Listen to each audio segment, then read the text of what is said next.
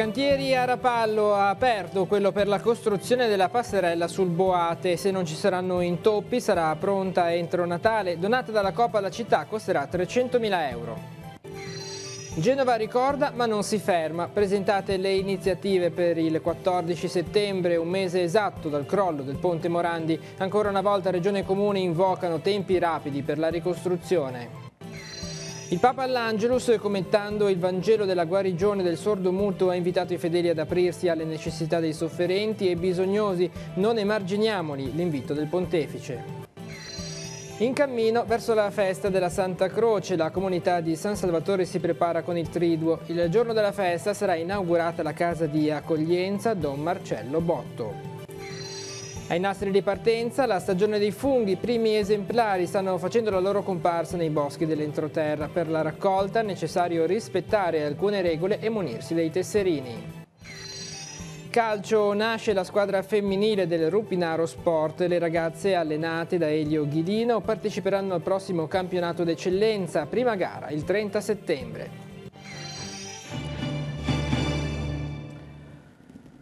Buonasera ai telespettatori di Tiguglio Oggi. In apertura andiamo a Rapallo. Sono giorni importanti questi, con la città che vede l'apertura di altri cantieri per opere pubbliche importanti e attese, come quello per la costruzione della passerella pedonale sul torrente Boate, che ha preso il via proprio oggi. A breve partirà anche la riqualificazione dell'area della stazione. Qui, per la precisione, sulla terrazza che si affaccia su Piazza Molfino, si sta installando un oggetto unico al mondo che sarà sperimentato proprio a Rapallo. Vediamo.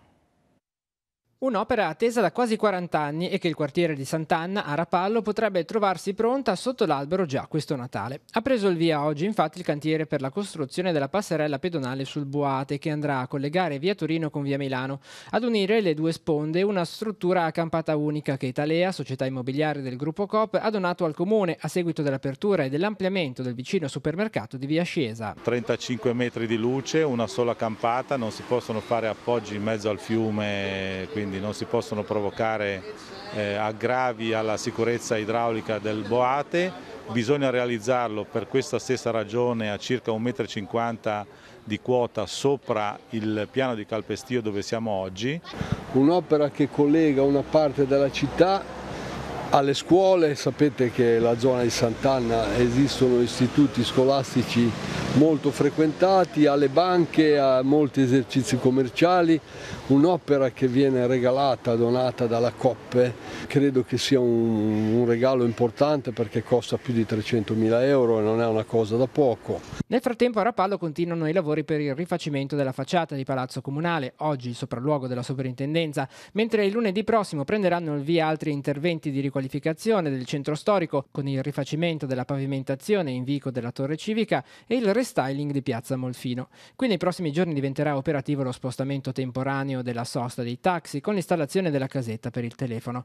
Prosegue invece sul terrazzo della stazione l'installazione di una piramide in acciaio che non ha mancato di suscitare la curiosità dei viaggiatori. Questa anteprima mondiale fornirà energia alla stazione tramite i pannelli solari che dovranno essere installati e non solo, ma purificherà anche l'aria tramite degli enzimi all'interno, emanerà un'aria purificata. Verrà realizzata la settimana prossima una panchina wireless, mi dicono, non ho ancora visto, però molto comoda, molto accogliente, dove gli ospiti potranno ricaricare il proprio cellulare, i propri strumenti, i propri smartphone, naturalmente in maniera totalmente gratuita e soprattutto in maniera green. E il consigliere regionale Alessandro Puggioni ha presentato un'interrogazione sul caso dei rallentamenti ai lavori che riguardano il rifacimento della copertura alla foce del torrente San Francesco, sempre a Rapallo. La fine dei lavori del primo stralcio è prevista per ottobre 2018, ma ad oggi sembrerebbe che ci siano dei ritardi. Pertanto ho chiesto all'assessore competente se in caso di mancato completamento dei lavori nei tempi previsti sussista il pericolo per il Comune di perdere il cofinanziamento da 2.905.000 euro, pari al 70% dell'importo complessivo stanziato da Regione Liguria per il secondo stralcio del primo lotto. In caso, il consigliere ha chiesto all'assessore quali azioni possano essere intraprese per evitare tale eventuale danno alla comunità. Ci spostiamo nel capoluogo ligure. Genova ricorda ma non si ferma. Così questa mattina nel capoluogo ligure sono state presentate le iniziative ad un mese esatto di distanza, dal 14 agosto, data del crollo del ponte Morandi. La città si fermerà per un minuto alle 11:36. Nel pomeriggio poi in Piazza De Ferrari una manifestazione in memoria delle 43 vittime, ma non si ferma l'impegno delle istituzioni locali nel lavorare affinché si proceda nel più breve tempo possibile per demolire e ricostruire. Sentiamo. Io voglio vedere le persone al lavoro su quel ponte nel giro di un mese per la demolizione, nel giro di poco più per la ricostruzione. Fare presto. Non usa giri di parole il presidente della Regione Liguria Giovanni Toti nel chiedere tempi rapidi e soluzioni concrete per fare uscire Genova dall'isolamento in cui l'ha gettata al crollo del ponte Morandi. Nel giorno dei primi interrogatori in procura, dove il procuratore capo Cozzi ha ribadito la vicinanza della magistratura ai parenti delle vittime e agli sfollati chiedendo fiducia, è lo scontro politico tra governo e struttura commissariale a preoccupare. Le istituzioni locali debbano avere il ruolo di ricostruire quel ponte e di lavorare per ridare alla città la vita che merita, il futuro che merita, i traffici del porto che meritano. Se il governo ci sarà a fianco con efficacia e con efficienza, io sono pronto ad ascoltare qualsiasi idea. Se delle battaglie politiche nazionali, legittime o illegittime, non voglio neppure entrare nel merito, dovessero ritardare di solo 5 minuti l'apertura di quel cantiere, mi vedrebbero ferocemente contrario. Intanto oggi in comune si è svolta una prima riunione operativa tra tutti i soggetti che dovranno occuparsi del monitoraggio dei 2 monconi del viadotto Morandi, sistema che potrà consentire agli sfollati di poter temporaneamente rientrare nelle case per riprendere oggetti ed effetti personali. Nella sede della Regione Liguria invece sono state presentate le iniziative in programma per il 14 di settembre per ricordare il crollo del ponte ad un mese esatto di distanza. Alle 11:36 in punto tutta la città di Genova si fermerà per ricordare le vittime. Nel pomeriggio alle 17:30 è previsto un altro momento di raccoglimento in Piazza De Ferrari, a cui seguirà alle 19 una messa in suffragio nella cattedrale di San Lorenzo. Il messaggio deve essere: noi ricordiamo, stiamo un minuto in silenzio, ci fermiamo per questo, ma non ci fermiamo con lo spirito. Aggiungo un'altra cosa, sulle case veramente vorremmo riuscire per il 14 ad avere tutte le famiglie con una sistemazione di quella che può essere di medio-lungo termine. E la scuola inizierà puntuale il 17 settembre anche per tutti quegli studenti che risultano sfollati a causa del crollo del ponte Morandi, in questo caso 102 ragazzi, o subiscono le conseguenze del blocco della viabilità in Valpolcevera. Questo grazie ad un piano scuola per l'emergenza Ripartiamo dalla scuola, che si sviluppa su 3 aree per garantire continuità didattica, misure decise e attivate grazie allo stanziamento di 2,8 milioni di euro da parte del MIUR. Non ci saranno cambiamenti negli orari delle lezioni, salvo quelli provvisori delle prime settimane. È stata invece decisa la massima flessibilità negli orari di apertura e chiusura delle strutture scolastiche della città metropolitana di Genova, prima e dopo l'orario delle lezioni, in modo da assecondare le esigenze lavorative dei genitori. Vengono assicurate attività pre-scuola e post-scuola in base alle richieste segnalate dalle famiglie e alle scuole di ogni ordine e grado. Saranno inoltre messe a disposizione degli scuolabus per i ragazzi della scuola dell'obbligo fino alle medie e 7 navette gratuite per agevolare gli spostamenti degli studenti verso le fermate dei mezzi pubblici come autobus e metropolitana. E con la cronaca restiamo a Genova. I finanzieri del secondo gruppo Genova hanno intercettato e sequestrato a Pravo Oltri un ingente quantitativo di tabacchi lavorati esteri illecitamente introdotti nel territorio italiano. Nell'ambito dell'operazione è stato sequestrato un container proveniente dal Vietnam contenente appunto materiali non dichiarati. Il carico illegale era stivato dietro oggetti da giardinaggio posti a ridosso del portellone di accesso che ne impedivano la visione dall'esterno. Le sigarette sequestrate ammontano nel complesso a 400.000 pacchetti realizzati mediante la contraffazione di un marchio. Il peso complessivo del carico illegale intercettato dai militari delle Fiamme Gialle ammonta a 8 tonnellate per un valore sul mercato al dettaglio pari a circa 2 milioni di euro. Le sigarette sarebbero state successivamente messe in distribuzione nella zona di Marsiglia. Il sequestro ha inoltre consentito di impedire l'introduzione sul mercato di sigarette potenzialmente pericolose per la salute. Voltiamo pagina, il Papa adesso. Apriamoci alle necessità dei sofferenti e dei bisognosi, non emarginandoli, non considerandoli un problema. Con questo invito Francesco ha commentato la pagina domenicale del Vangelo di Marco in cui si narra il miracolo della guarigione del sordo. Francesco all'Angelus ha ricordato poi la nuova beata Alfonsa Maria Eppinger proclamata ieri a Strasburgo. La sintesi nel servizio di Radio Vaticana. Gesù è la guarigione del sordomuto, una guarigione dalla malattia e dall'emarginazione che coinvolge ciascuno di noi. È il cuore della riflessione che Papa Francesco rivolge ai fedeli radunati in piazza San Pietro per la recita dell'Angelus in questa domenica di inizio settembre. In questa occasione, come in altri, Gesù agisce sempre con discrezione. Con questo atteggiamento egli ci insegna che il bene va compiuto senza clamore, senza ostentazione, senza far tonare la tromba, va compiuto in silenzio. Quindi il Papa si sofferma sul significato dei gesti che Gesù compie su quest'uomo, gesti che ne mostrano sia la vicinanza all'umanità sia l'unione con Dio. Mise le dita nelle orecchie del sordomuto e con la saliva gli toccò la lingua, poi alzò lo sguardo al cielo fino a pronunciare la parola Effatà, che significa apriti. Diventiamo dunque anche noi protagonisti dell'Effatà, del miracolo e dell'apertura che Gesù ha compiuto sul sordomuto. È questo l'invito del Papa. Si tratta di aprirci alle necessità dei nostri fratelli sofferenti e bisognosi di aiuto, rifuggendo l'egoismo e la chiusura del cuore. È proprio il cuore, cioè il nucleo profondo della persona, che Gesù è venuto ad aprire, a liberare, per renderci capaci di vivere pienamente la relazione con Dio e con gli altri. Poi, al termine della preghiera mariana dell'Angelus, il Papa ha menzionato le celebrazioni e le iniziative dedicate alla famiglia in corso al santuario di Loreto in occasione della festa della Natività di Maria e ha poi chiesto un applauso di saluto per la nuova beata proclamata oggi a Strasburgo, Alfonsa Maria Eppinger, fondatrice delle Suore del Santissimo Salvatore.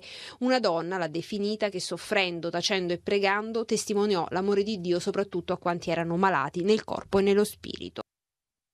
Andiamo in diocesi, la comunità parrocchiale di San Salvatore si appresta a celebrare la festa della Santa Croce. Domani inizia il triduo di preparazione con la Santa Messa alle 19, presieduta dal rettore del santuario di Montallegro, Don Gianluca Trovato. Giovedì 13, giornata di vigilia, si terrà alle 21 una rappresentazione teatrale con il gruppo di Moneglia che porterà in scena l'opera dal titolo La benedizione finale, che narra le ultime ore di vita di Papa Innocenzo IV. In questi giorni sarà esposta alla pubblica venerazione la croce pettorale del Papa dei Fieschi. Sentiamo.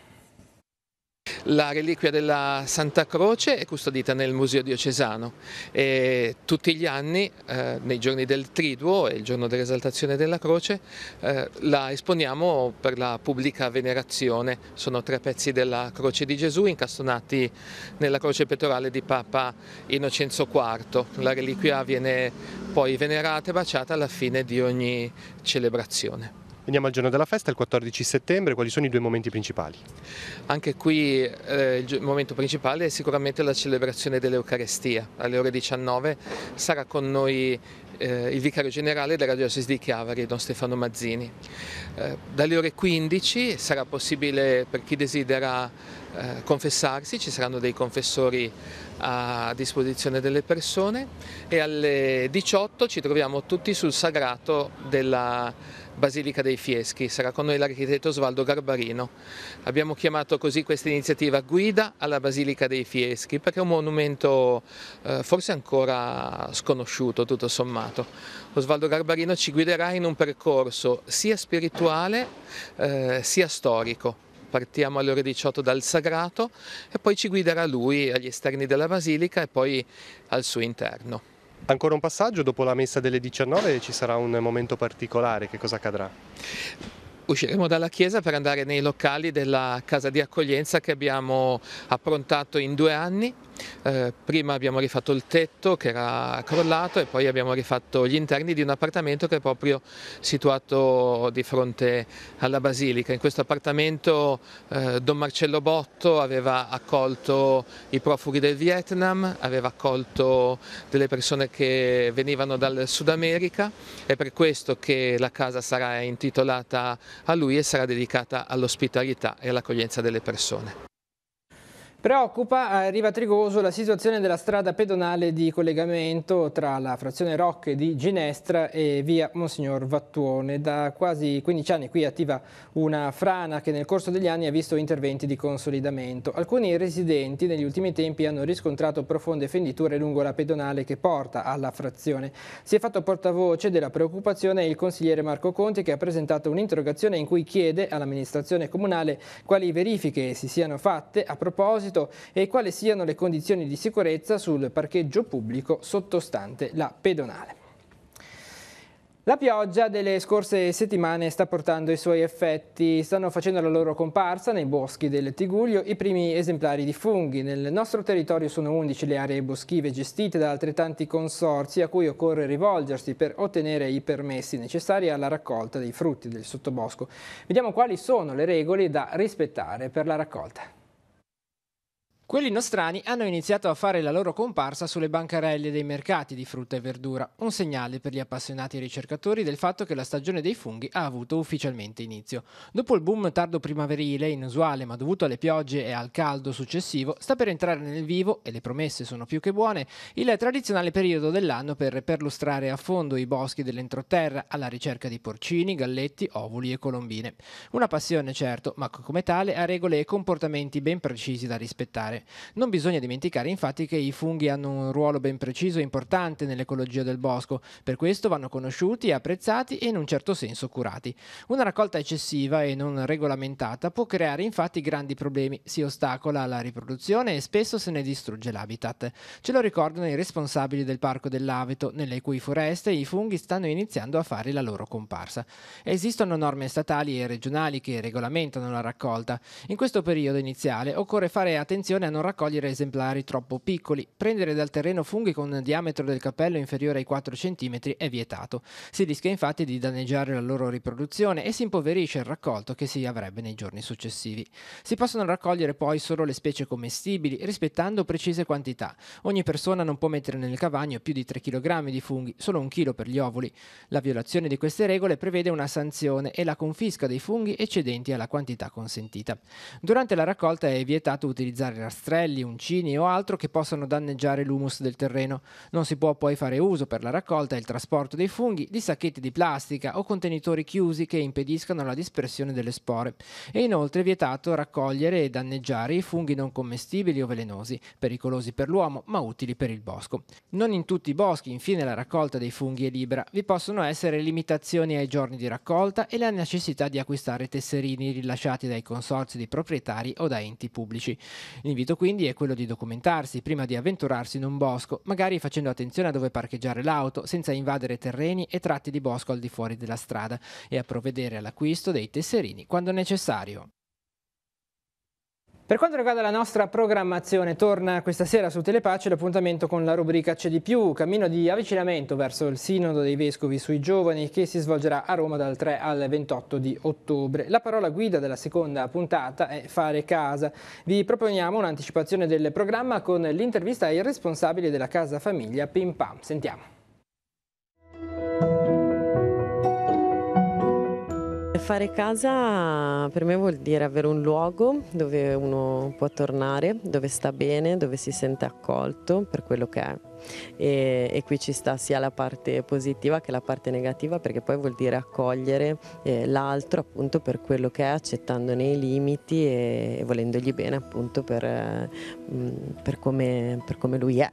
Diciamo che noi, essendo una famiglia appunto particolare, questa parola che ha usato lei, accoglienza, è un po' quello che un po' ci contraddistingue, nel senso che secondo me uno può essere accolto nel momento in cui si sente accolto, quindi noi prima di tutto ci siamo sentiti accolti, ci siamo sentiti voluti bene e questa cosa qua poi passa naturalmente, no? E quindi anche i nostri figli mi stupisce sempre perché loro sono i primi a essere accoglienti, no?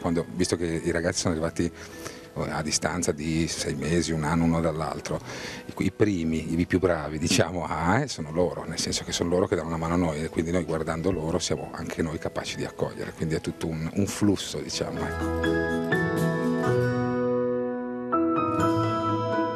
Come vi trovate con tutti questi fratelli, queste sorelle?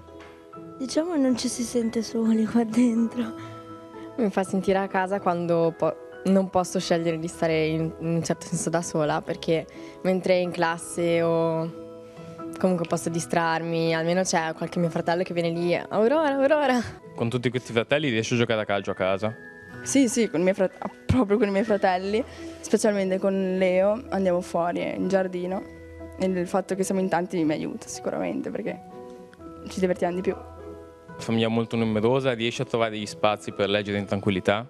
Sì, e soprattutto riesco a trovare anche delle buone compagne di lettura perché con mia mamma e mia sorella Monica ci passiamo i libri, ci consigliamo. Ho tanti fratelli e sorelle e quindi possiamo giocare di più, cioè nel senso possiamo giocare i giochi da tante persone. La puntata dice di più dunque in onda questa sera alle 20 su Telepace 1 al canale 15, in replica mercoledì alle 14:30, giovedì alle 21:10 e poi su Telepace 2 al canale 85, venerdì alle 20:50 e domenica alle 20:30 su Telepace 3 al canale 115. Il coro Mani Bianche di Chiavari con il giovane solista Jacopo Cioni, il brano Si dice così, si è classificato al terzo posto nel concorso di voci nuove Lanterna d'Oro. Si tratta del primo riconoscimento conquistato dalla formazione diretta da Titta Arpe, da molti anni in realtà consolidata del nostro territorio, che ha come obiettivo principale far conoscere la lingua dei segni. Il brano presentato alla 7ª edizione del concorso riservato a bambini e ragazzi tra i 5 e i 15 anni ha un contenuto speciale. La storia di una bambina sorda e del suo inserimento nella propria classe elementare reso più facile grazie all'amicizia di una compagna innamorata sin da subito della danza dei segni con la quale si esprime la bimba. Il brano Si dice così sarà presto riproposto con un video che ne spiegherà ancor meglio i contenuti e i messaggi. Complimenti dunque al coro di Mani Bianche di Chiavari e adesso nella nostra agenda gli appuntamenti in programma per domani.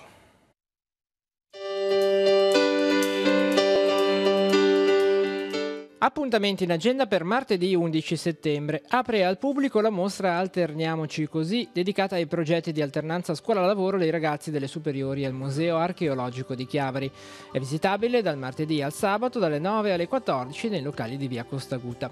Il Museo Scientifico Sanguinetti Leonardini, allestito nel seminario vescovile in piazza Nostra Signora dell'Orto a Chiavari, è aperto al pubblico il martedì e il sabato dalle 9 alle 12. L'ingresso è gratuito. Seconda giornata a Santa Margherita Ligure per la prima edizione del Festival della Politica, curato dall'Associazione Culturale Isaia Berlin. Dibattiti e conferenze dalle 10 in piazza Caprera. Proseguono le aperture delle mostre legate ai 30 anni della Scuola Chiavarese del Fumetto. Dalle 9:30 alle 13 e dalle 15 alle 18 è aperta la Torre Civica, nella quale è visitabile la mostra I Maestri, esposizione delle opere di Renzo Calegari, Gianluigi Coppola, Aurelio Galeppini, Antonio Canali, Ivo Milazzo ed Enrico Bertozzi. Dalle 17 alle 19:30 nel foyer dell'Auditorium San Francesco esposizione delle opere realizzate dai professionisti ex allievi della scuola. Con gli stessi orari, ma a Palazzo Rocca, esposizione dei lavori che la Scuola Chiavarese del Fumetto ha prodotto in collaborazione con enti e istituzioni regionali nei suoi anni di attività.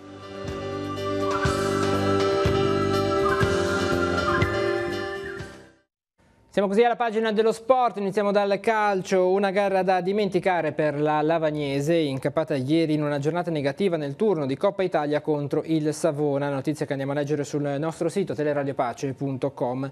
Gli uomini diretti da mister Tabbiani sono stati sconfitti per 5-0 dagli avversari, impeccabili in ogni situazione, pochissime le occasioni per i bianconeri che sulle scarse conclusioni in porta hanno sempre trovato il reparto difensivo bianco-blu pronto e attento. Il cammino in Coppa Italia per la Lavagnese finisce così, ma già domenica prossima ci sarà l'occasione per riscattarsi contro un'altra compagine che mira al salto di categoria, quale l'Unione Sanremo. Ed è stata presentata ufficialmente la nuova squadra femminile dell'associazione Rupinaro Sport a Chiavari. La formazione allenata da Elio Ghilino parteciperà al prossimo campionato di eccellenza di Liguria Basso Piemonte.